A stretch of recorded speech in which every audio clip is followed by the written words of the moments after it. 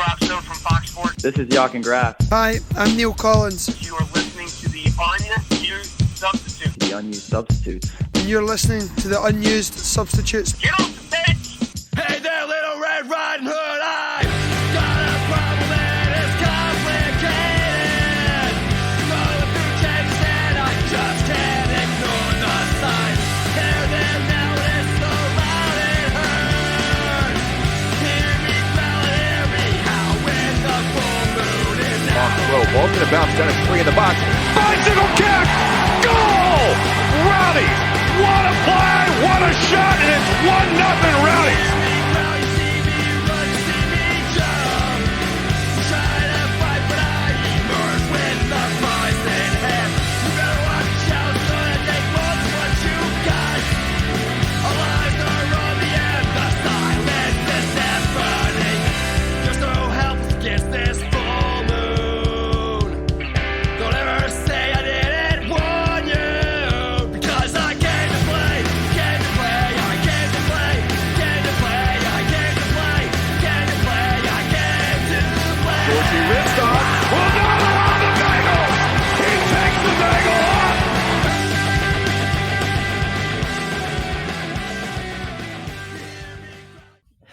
Hello and welcome to another episode of the Unused Substitutes, presented on Radio St. Pete, part of the Beautiful Game Network. My name is Stephen Cundiff, and no, I did not get to feel the earthquake which occurred in the Caribbean today. Unfortunately, it's a little bit further south than we are. But I am your host tonight, riding solo as some crazy scheduling conflicts meant that we're actually recording this on Tuesday night, January 28th. So, of course, we're going to miss the Open Cup draw and things of that nature. But that's okay. We'll get you through it. If we have to do another episode next week, we will. But we definitely have several things to talk about. There's been some structural changes as far as Rowdies that we're going to get into some detail.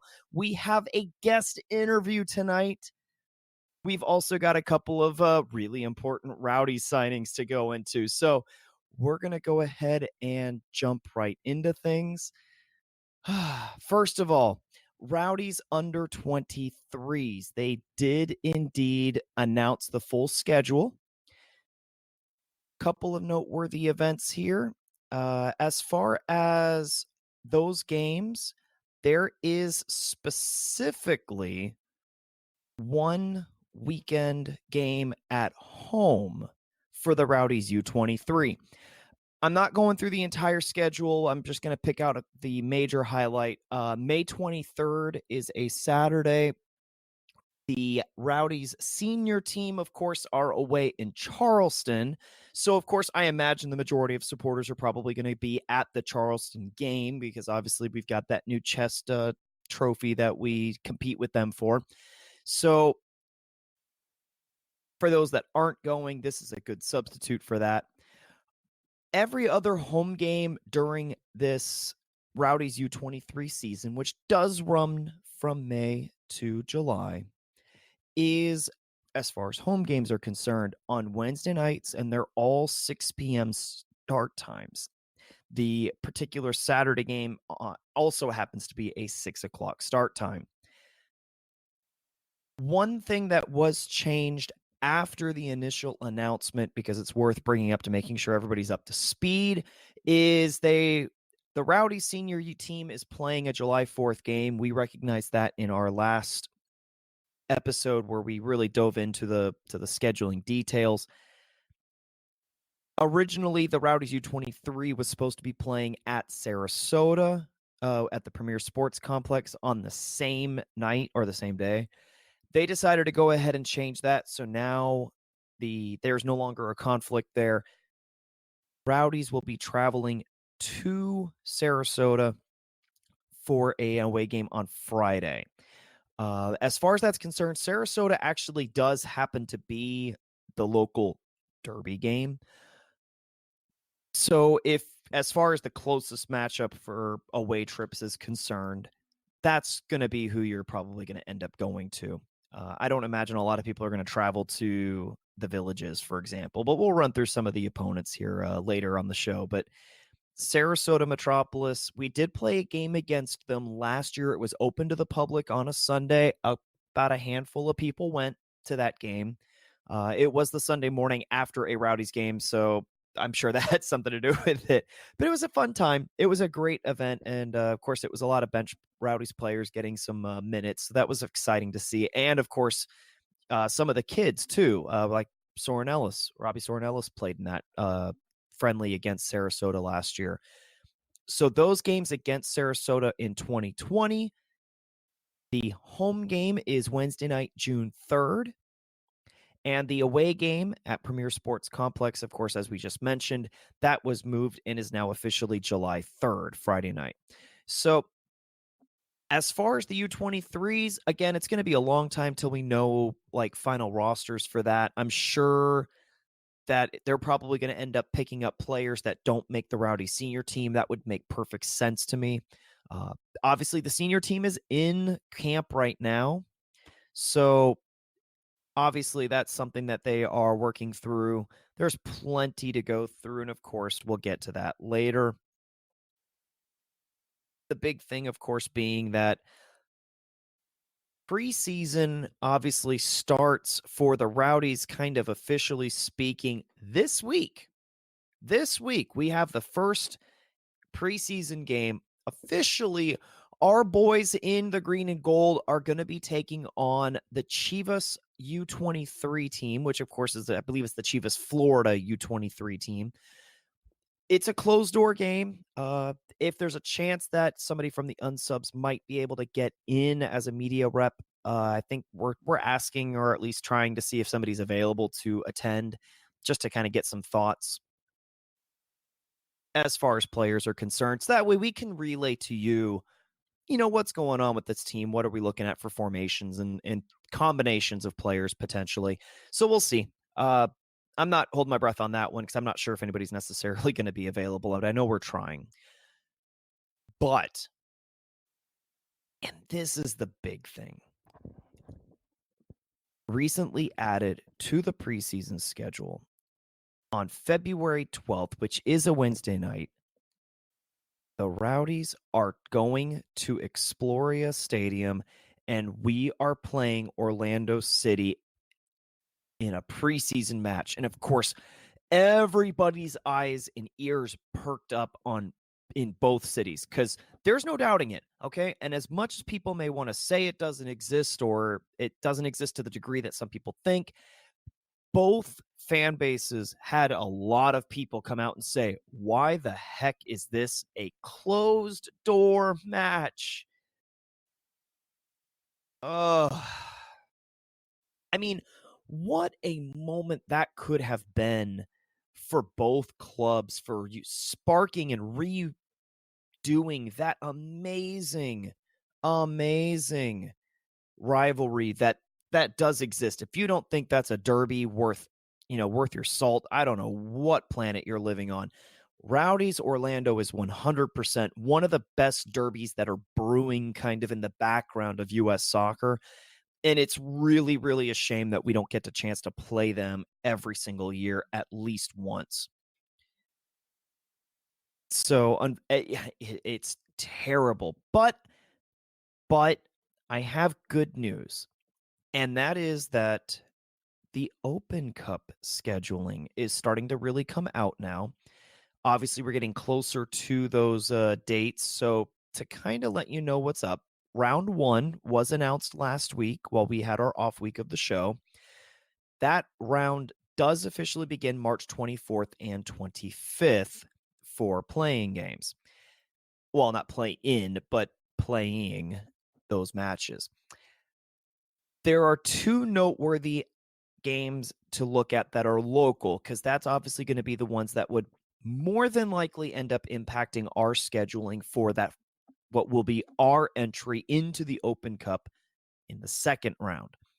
Those 2 matches, you're looking at Miami City FC U23, which is basically kind of like a league qualifier. They kind of got in. I think they planned PSL or something like that, but I'm not even sure the league. They are going, well, not going, but they're hosting Naples United, which is an NPSL team, more than likely that matchup makes sense for what would be a round 2 matchup against Miami FC. That makes sense. All of these games in round 1 are all probably being paired up, as far as I understand it. They're all being paired up with teams in the professional ranks. So that makes sense. Naples, a Miami team playing a Miami team, that is a perfect geographical correlation. The other game for the original pair up of this tournament is the Villages hosting South Georgia Tormenta 2. Not the first team, but the second team. It makes a ton of sense. The Rowdies would probably be matched up with that group. Now, that being said, it's the Open Cup, and there are always going to be teams that are in outlier positions. So, to kind of give you an idea of this, when we look at the matchups, because that's the round 2 matchups that are closest to us, but when we start looking around for potential round 2 pairings, there's a couple of issues. One of them is the fact that you've got teams in El Paso and a team in New Mexico, of course, both of them USL Western Conference teams. They don't have a nearby geographical opponent. So in terms of those first round pairings and what would be a logical step 2, we don't really know. So we've seen, I mean, obviously the Rowdies got paired up against Seattle and Portland at one point a couple of years ago. We've been paired up with the NTX North Texas Rayados. Last year we were with Oklahoma City. So we get some weird matchups, and a lot of it has to do with traveling and what is convenient for clubs. It is going to be really interesting to see who gets paired up with them, because it's not necessarily a guarantee that we'll get the South Georgia Villages matchup, even though that's geographically makes sense. Basically, somebody's going to draw some short ends of the stick just to make the whole thing work. And so it makes sense, but don't quote us on it. You never know. I mean, nobody really knows until that ballot actually gets revealed. That being said, round 2, mark your calendars. I am telling you right now, I already have. Round 2 will be played between April 7th and April 9th. We will find out, of course, tomorrow. January 29th is when those matchups will get announced. Obviously, that's going to play a big role. If it ends up being the Villages and South Tormenta 2, it would make a heck of a lot of sense that, of course, the next step to that matchup would be Orlando, because, of course, Miami FC will probably take on the winner of the Naples and Miami City down there. And then, of course, the winner of that game will probably end up getting Inter Miami. That makes tons and tons of sense. Obviously, it's the Open Cup, so things aren't guaranteed, but that is the most logical matchup. So, yes, the preseason game isn't really going to happen because, of course, it's closed door, and it really sucks that nobody's going to really get to see it in person. But hold out hope. All we have to do is win a single game, and we could potentially be playing Orlando in an Open Cup game. That's only second time we have officially played Orlando in a real match. April 7th through April 9th is when round 2 happens. Now, how does that fall in on our schedule? Well, April 7th through April 9th, we have a home game on April 4th. That's Sunshine City night against SKC2. And then we also have a game on April 11th. That is going to be a Saturday away game at Miami. So, yes, keep in mind, we could have back-to-back rivalry games within a couple of days of each other. So hold on to your hats. That week of April is going to be mental. So we'll see what happens. 3 games in a week, all within the state of Florida. Obviously, home game. We don't know what the Orlando thing may or may not look like. And, of course, the away game at Miami regular season. And, of course, what would mark a better way to have the first game in how many years has it been? But to have a custom scarf for a potential derby game. And who better to make a custom scarf than our official sponsor, Roughneck Scarves, the official scarf supplier of MLS, USL, and US Soccer. Get custom scarves for your group or team at roughneckscarves.com.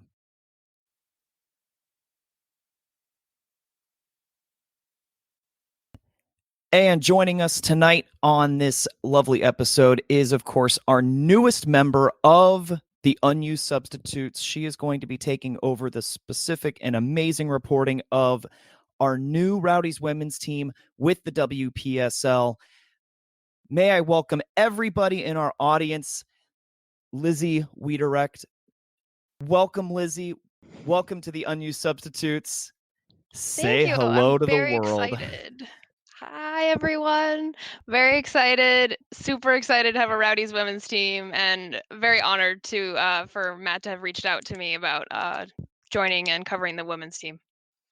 I gotta admit, we as a whole team, like not just Unused Substitutes, but I know as supporters, because obviously I've been very involved with Ralph's Mob over the years, and we are all super excited to having a women's club and actually being able to really expand the brand in that direction. Let me ask you though, because obviously this is going to be important on this. Tell folks a little about who you are. What was your interest in soccer? How'd you kind of get into it? What are some of your interests outside of soccer? Let's have some folks get to know you a little bit here. Okay, so like every other suburban kid, I played rec soccer. Not very well.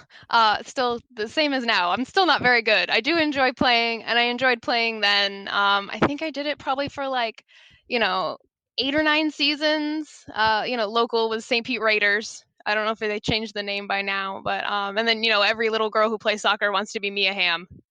So I think my mom even got me a little book, and it was like something about being just like Mia or something like that. I definitely had a Mia Hamm Barbie doll. So soccer's been really ingrained in me ever since I was a kid. My dad was really big into soccer. He actually worked with the Jacksonville T-Men way back when in the 70s. I forget what league it was. I think it was like the really, really old NASL. Yeah, that'd be the original NASL, Jacksonville T-Men. That is actually amazing and awesome. And for those at home listening to this, so whether you're listening to us live or on the radio, or you're listening to the podcast reporting, I had no idea of that she has that kind of background with her family. That is amazing, Lizzie. Seriously, that is so cool. I think he worked in like ticket sales, something like that. I can't quite remember. But he's still very into his Jacksonville team, and he's got some old memorabilia. He actually went back when the Armada had like a throwback night. And I have like a T-shirt with the actual like the really old like giant ship logo on it and everything in the god awful red and orange colors. That is amazing. As somebody whose dad was into the old NASL Rowdies, and I think we've got a couple pictures of him or something like that in a newspaper or something like that from back then, in an old video clip that is like little flag, the flag that he goes to the games with today, he was waving in the 70s, and there's like a video online that you can see it for like a half second or something like that. This is awesome. I am so happy that there's somebody else now that has this like really like awesome connection through their parents to the old NASL and everything that went on. That is so cool. Yeah, and then 2010 came around, and Dad was like, hey, we're going to go to this soccer game. And I actually still have the ticket of when we played our very first game at Steinbrenner against the Austin Aztecs. A 2-2 game. Yeah. Oh, that's so awesome. I definitely still have the ticket somewhere. I need to laminate it. I'm looking at it right now. I have the Legend Returns to Steinbrenner Field, where it still says FC Tampa Bay Rowdies, when we didn't actually have the rights to the name yet. That is fantastic. Okay, but here's a question. Where did you sit? Did you sit Ralph's Mob end, or did you sit on the other end? No, so you have to remember, in 2010, so this is 10 years ago, I was 15 in high school, and I just see a bunch of loud, excited, drunk people chanting a whole bunch and making dirty jokes. And I'm like, what the hell are they doing over there? So no, I didn't sit with Ralph's Mob. I was also with my dad. So I think I just watched and I was like, what are they doing? They're chanting. Do they do that in soccer? Because I'd never been to any kind of like professional soccer. I've done I did high school soccer, I did rec soccer, but not professional soccer. So the Rowdies in 2010 was like my first real introduction to professional soccer. That is absolutely fantastic. That's actually really similar to my story because I didn't know anything about soccer supporter culture before 2010, and I actually went with for that inaugural game. I also didn't sit Ralph's Mob in because I didn't even know they existed at that point. I came with a church group actually back in the day. It was a men's outing, and there was a couple soccer fans, and they're like, "Hey, let's go to this game. This surely could be fun." So here I am. We're literally sitting with like the pastor of my church, like sitting next to me, and I'm just like watching the Ralph's Mob doing their thing on that opening night, and I'm like, I'm going to sit there the rest of my life. And then eventually it took a while, but I kind of like integrated myself. And by the end of the season, I was actually in the section, but it took a couple of games for me to move over. But yeah, my similar is very story to that. Very, very similar to your story. It's fantastic. It's a little intimidating to go up to this big group of people who are chanting, put it in, put it in, put it in. It takes a little bit to work up to that level. That is fantastic. Now, of course, it's funny because here we are talking about all these fond memories of when we were, younger and going to these games 10 years ago. But obviously, as 10 years has gone by, you've got some interesting hobbies outside of soccer. I believe your other main passion as far as sports go is roller derby, if I'm not mistaken. Yes, I started roller derby about 3 years ago. I came home from college, and in college I did marching band. I also did it in high school, and I was really, really active in my fraternity, which was a marching band fraternity, a band service fraternity. So I came home from college, and I had nothing to do. I was home for like a month. So I just texted my friend. I was like, hey, do you still need people for that roller derby thing? Will you teach me how to skate? Sounds good. And 3 years later, I am it's Rowdies and roller derby. That's my whole life. So much so that my roller derby alias or persona is Rowdy Wreck Her. Yes. Yes, and I have stickers all over my helmet. I'm pretty sure I have an unused substitutes one. I definitely have a Skyway Casuals. I got a Ralph's Mob mustache. I think I just had the giant Rowdies logo right on the front. My laces are green. My wheels are green. Our team colors are green, black, and gold. Even it was perfect. Like it was meant to be. That is awesome. That really is awesome. I'll say this: if you don't have an unused sub stickers, we're gonna get you an unused substitute sticker. Don't you worry about that. No, I definitely think I do because I'm sure I tweeted it at you guys last year when I put it on there. Okay. Now, obviously, we're obviously bringing you on because we definitely wanted another hand in helping. Because obviously we've got this new Rowdies WPSL team. So, for those of the audience that don't know what the WPSL is and how lower division American women's soccer is structured, it's just as bizarre as it is on the men's side. I can primer everybody to that. As far as the structure generally, it's NWSL as the top, obviously, like they're Division 1. Mm-hmm. And then it goes straight to WPSL and other leagues, or is there anything in between that?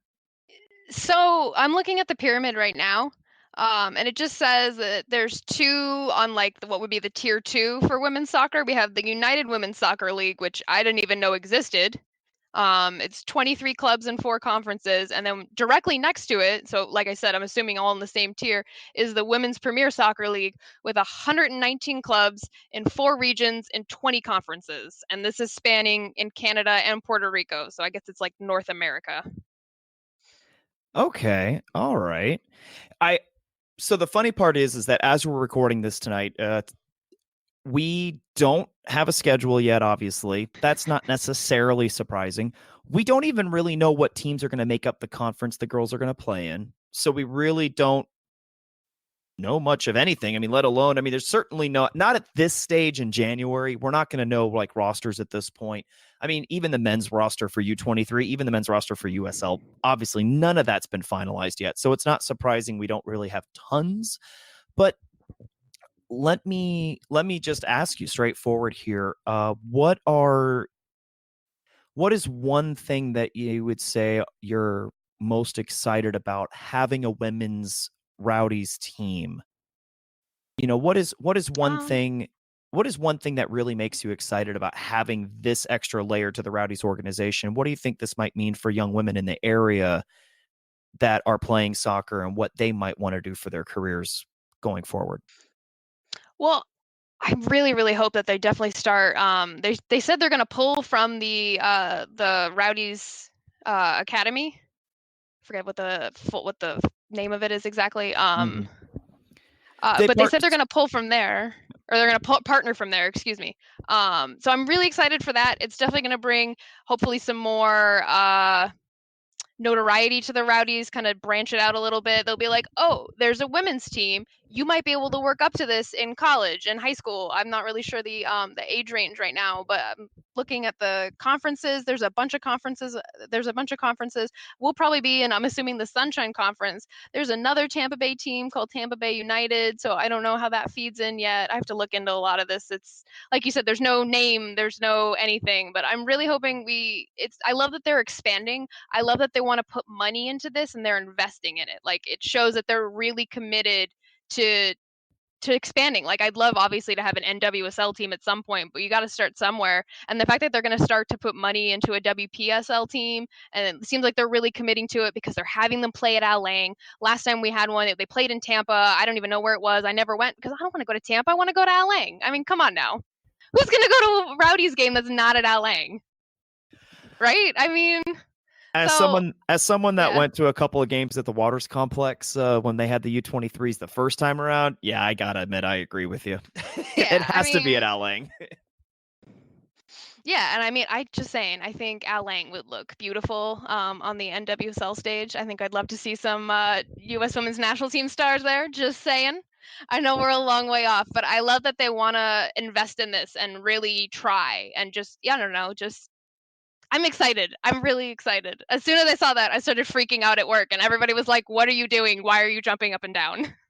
Yeah, the interesting thing about this too is the fact that it's so obviously head coach and the direction that they're taking this. It looks like Don Tobin will end up being the coach for the team, if I'm not mistaken, and they're going to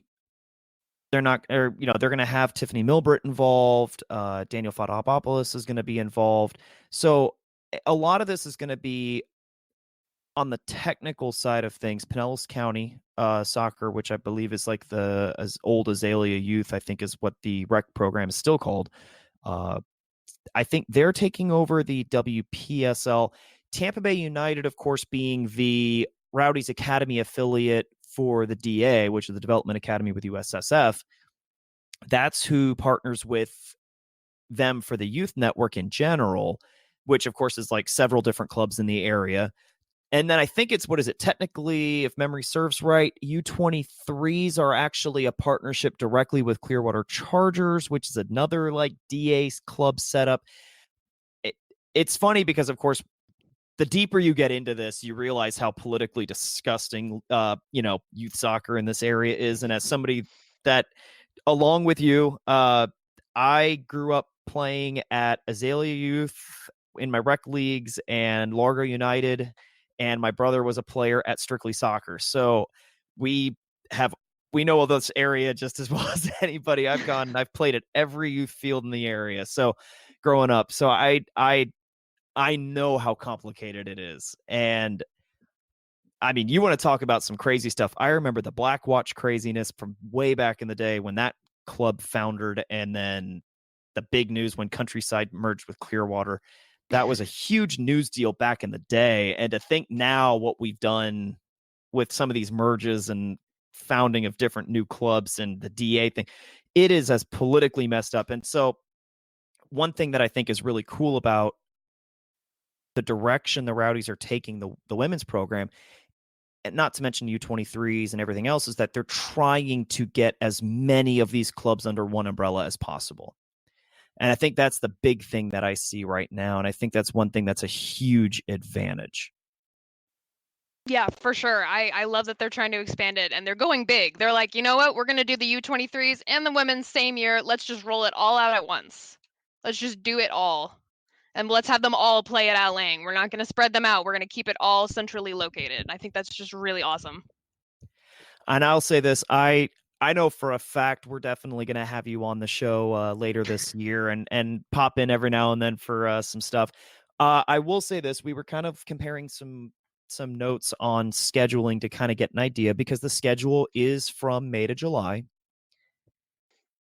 We think maybe, hopefully, June, we might actually have some Saturday home games potentially. So we'll have to kind of keep an eye on that when the schedule does finally get announced. But that being said, Lizzie, we are absolutely thrilled to have you as a part of the Unused Substitutes team. And I know I want you back on the show. I'm definitely going to have you back on the show. Matt, I know I've already talked to Matt. He's excited to have you on too. And so is Spencer, Jake, Jeff, Patrick taking the photographs. I mean, we are all set. The whole Unused Substitutes crew is ready, and we absolutely welcome you with open arms. And I know that everybody in the Rowdy soccer community is ready to welcome you too. I'm so excited, and I really appreciate the opportunity to cover the women's team for you guys. I was really, really honored when Matt reached out to me. I was like, who, me? Oh my goodness. I didn't even think you guys knew who I was. All right. Well, we'll go ahead and wrap that up tonight, and we will see you next time. Definitely see you for some preseason Rowdies game here in a couple of weeks. So we'll see you then. Awesome. All right. Thank you. All right. Bye. Bye. And with that, we really are seriously excited about having Lizzie as a part of the team. I really got to admit, when we found out about the U23 and the women coming on board for the Rowdies, it honestly, it was daunting, because we're all looking around. Of course, all of us, this is part-time. This is fun for us to do. We were all looking around like, how are we going to report about 3 teams? Because we had the U23s a couple of years ago, but I wasn't a part of Unused Substitutes at that point. But it was tough. Like it hearing the stories and stuff like that. It's tough trying to keep in touch with all of this. But obviously we're trying to do what we can. Obviously, Lizzie's not the only one that we're bringing on board really back as a full-time or major effort.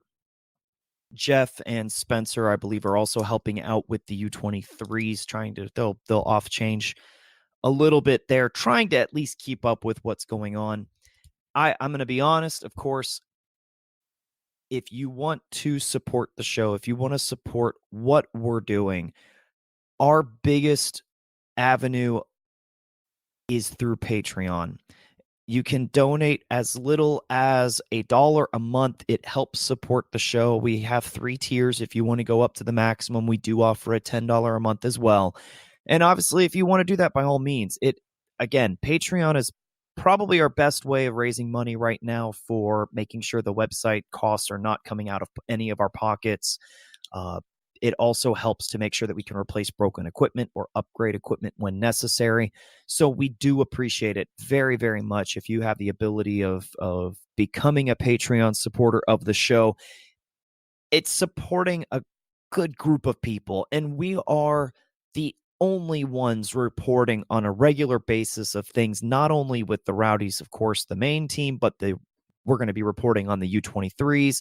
We're going to be reporting on the women's team. We're going to do what we can to try and maybe bring in some more ideas of the youth in general into the fold with the Rowdies academies and such.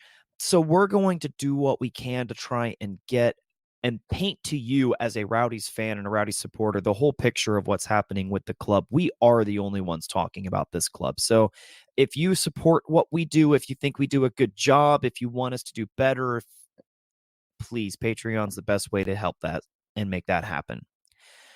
So we'll go ahead and transition here for a minute. The Rowdies did announce 3 massive and really important signings this week. And I'm psyched. At least one of these is a returning player. One of these is an amazing goalkeeper. The other, of course, is the next step in the partnership that we've been talking about and rumored about since, forever with Norwich. So let's jump into this here. First of all, we would love to say welcome back Jordan Doherty. We did officially announce that his deal is a permanent move now from Sheffield. He is a part of the Rowdies for 2020. We are so happy and so thrilled to have him back in the fold here. Again, I love him. I thought he was great stepping in and supporting Adoro when he was hurt, or if we were not necessarily needing him to step in with Poku, but Jordan Doherty, his strength has always been that he does not make risky plays. He is very much a safe player. He's very possession oriented. And you know what, though? That's a strength. We need that kind of a player in the midfield because it certainly balances out the types of players that, say, like an Adoro is, or granted, of course, we have to replace them, but like a Poku, where Poku would be the one that would advance up typically, and, you know, Poku or Adoro would stay back a little bit. But, you know, Doherty's one of those players that he really didn't take risks moving up hardly at all. He would always stay back there, which against certain teams, if you know you're playing against a team that has a fantastic offense, we would usually put Doherty in for those games because he is that kind of a defensive stalwart. And I think he absolutely earned it. You got to keep in mind, he's still a kid. He's 19 years old. He's got plenty of growing to go. I'm totally okay with it. I mean, he is everything that you want in a 19-year-old right now. So I do believe that this is a solid move. And again, it fills a need because we needed to make sure we have more depth at defensive midfielder. And I think that is exactly what Doherty does provide for us in the big picture. Obviously, staying on the trend of announcements of players from England, I believe I'm pronouncing this right. Lomas. He is officially the newest loanee from Norwich, though officially speaking, not from the Norwich senior team. He is coming in from the Norwich U23 team. He's a kid. He's got tons of spunk to him. He's really excited. He hasn't even been with Norwich that long, per se. But if he is anything on the same level of what Caleb Richards brought to this club, oh my goodness. Are you kidding me? I mean, come on. How can you go wrong? If he comes in anywhere near as fit, strong, and capable as Chris was, I mean, he's everything we need. He fills a need because obviously we have to replace Richards. So, you know, look, I mean, we are excited to have another 19-year-old kid. And I just realized I called Caleb Richards Chris a minute ago. That's funny. I figured I'd point out my own little mistake there. You know, when you're writing solo, it's, especially as your first time, it really is hard to keep up with some of this sometimes. So that being said, I am really looking forward to this. Lomas has been with the amateur ranks in Norwich's system for a while here, but he did finally get up into the U23 level, which, again, if you follow the youth ranks in England, they do have a Premier League 2 is what they call it, and that's where like a lot of those U23s are set up. So he was at that level and was on there fairly recently. So again, we are really psyched to have him on the field. He is a great player to have on the roster, and I'm sure he's going to fit in nicely to this club. Last but not least is maybe the second biggest signing we've had this offseason. I mean, let's face it. Signing Lasso is probably the biggest name that we've signed this offseason. And I think that goes without saying. I think absolutely Forrest Lasso, you know, all team best 11 as a defender. He's exactly what we needed to replace Diakite. This may be right underneath it. Obviously, John McCarthy left. He got signed up and picked up by Inter Miami, and we do wish him the best of luck because he is fully deserving of that kind of promotion. But we all looked around and we were like, is Macklin Robinson the guy for the job? Now, we knew the club itself was never going to settle on a goalkeeper. We were absolutely going to sign somebody that would potentially have a chance to challenge for that position. I don't think we expected this. Evan Louro, the famed goalkeeper from the New York Red Bulls 2 system, the bane of many Rowdies shots. He is now going to be donning a Rowdies kit. We have signed him for 2020. That is an amazing signing. And it's funny because my initial thought was, is he automatically the starter or not? So on Steal Some Time this week, or at least the version of the show, Kelsey Steele and Scott Stewart from USL did a video interview of sorts, video show, and they discussed the topic a little bit because obviously Macklin Robinson came in and played admirably by all stretches, played very admirably in a couple of games that McCarthy had to sit out or at least, take a break for or whatnot. And, you look at the performances and he made a lot of just absolutely world-class, amazing saves. He's a great shot stopper at times. But there were some moments that were shaky. Couple of moments that maybe he didn't quite judge coming out of the box. Couple of moments where he wasn't organizing the defense as efficiently as like a McCarthy would have, or even a Pickens before him. And it was interesting because it kind of made you question as to whether Macklin was actually maybe capable of stepping into the full-time role if and when McCarthy left, which of course he eventually did.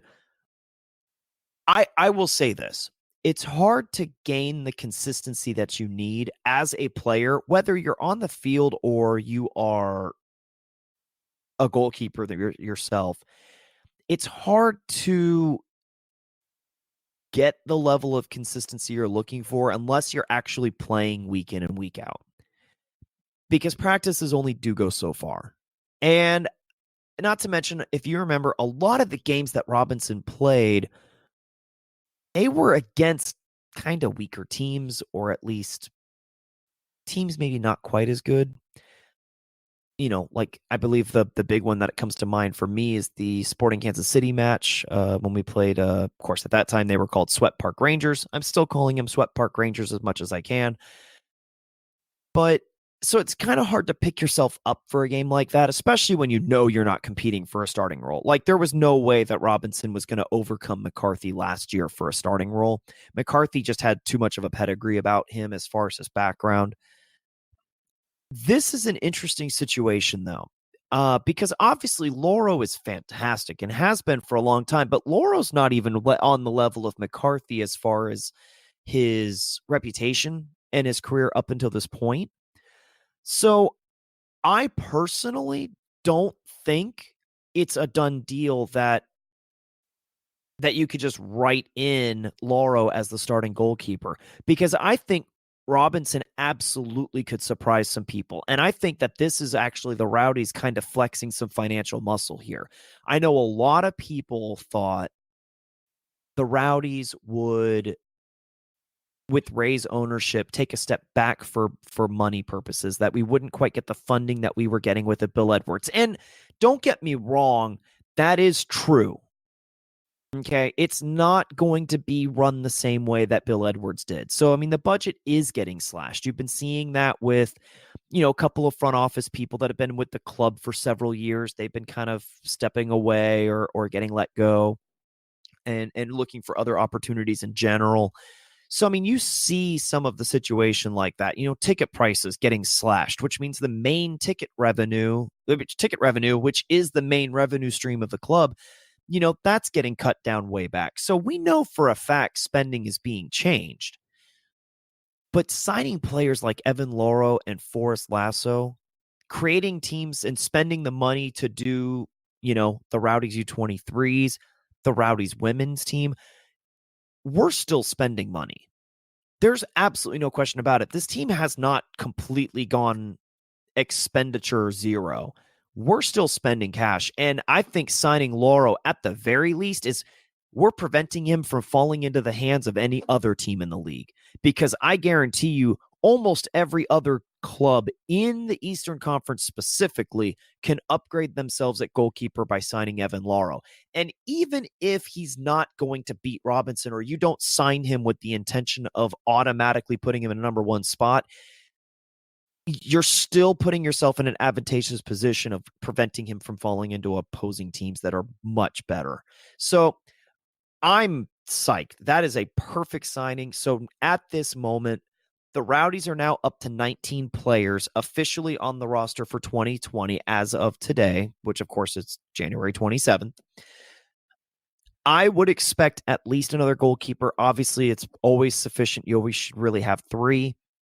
I would expect the third one to either come through the open tryouts or maybe otherwise.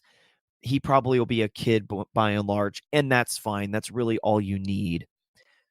Right now, we have 5 defenders. I expect to at least pick up probably another 2. I think that would make sense because 7, because it's not necessarily a guarantee. We don't know of for sure if Neil is even using the same formation next year, if he's maybe going to change up some tactics or maybe change things up every now and then during the season, which was something I was a bit critical of him for, I'll admit. But, we'll see. I don't know if 5 is enough to get you through a full season slate of games, so I would expect probably 2 more just in case, but they probably be younger kids. Officially speaking, and I'm not sure if anybody noticed this, but Malik Johnson has always been listed as a forward. Always been listed as a forward on these rosters. Something that I wish he actually had a chance to play as this year. At some point in the last couple of weeks, he's actually now being marked as a midfielder. So I think that's actually significant because that change actually is kind of more or less now official when it comes to press releases and things of that nature. So at the moment when you count that, that update, we're now sitting at 8 midfielders with, of course, Doherty being a signee of that group. So I think that's a pretty solid group of folks right there. Ideally speaking, you're going to need a couple more. But again, I think at this point, your solid core professional is there. I think that's really all you need.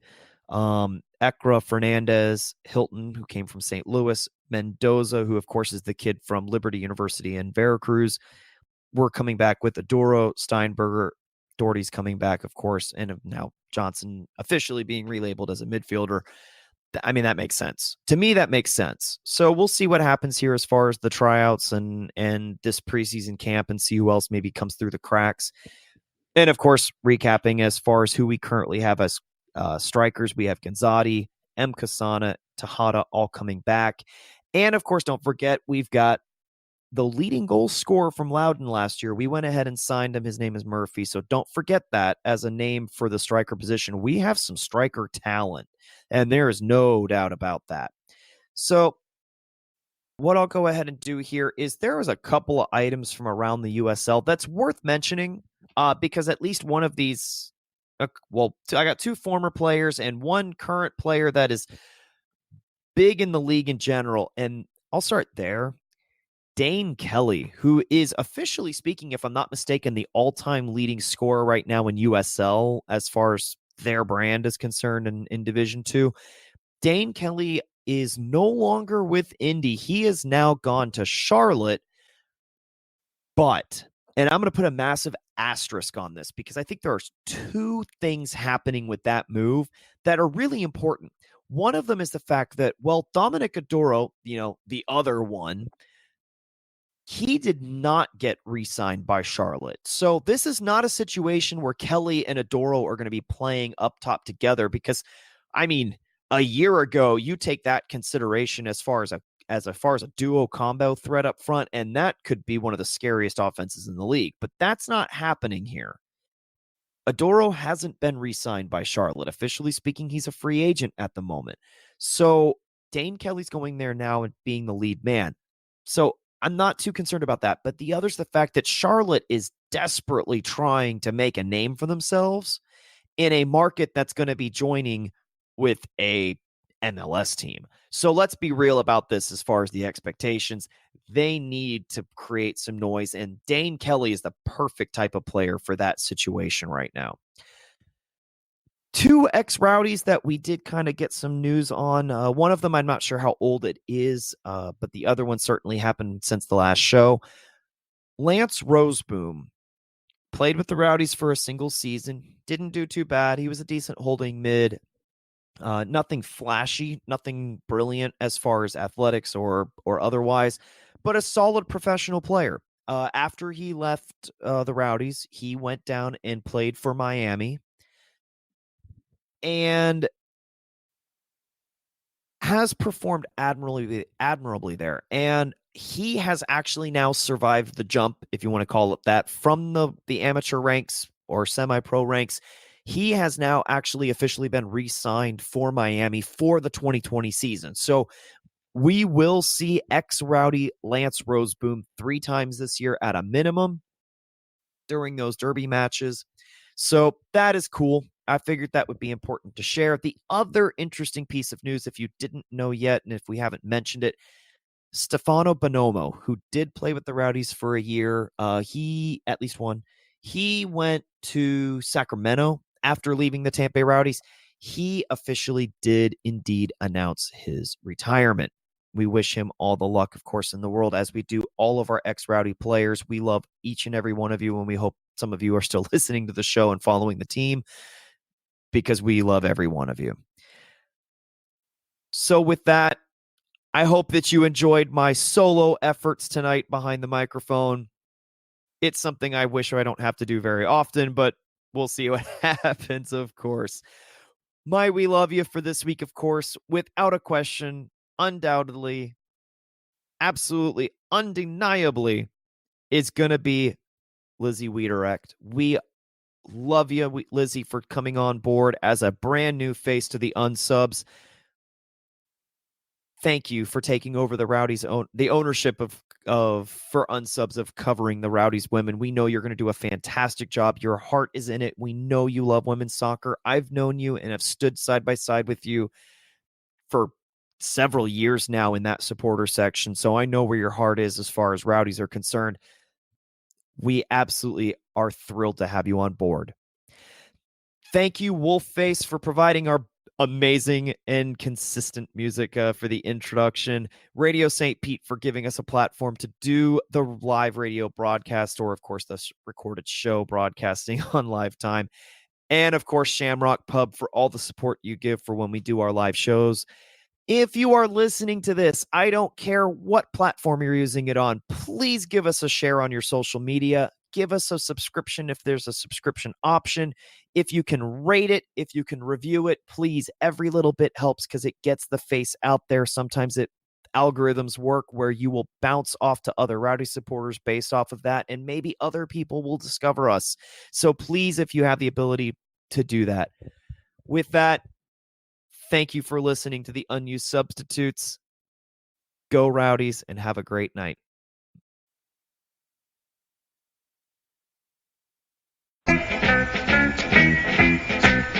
The Rowdies were here, the Rowdies were there, they kicked the wall around. The Rowdies were here, the Rowdies were there.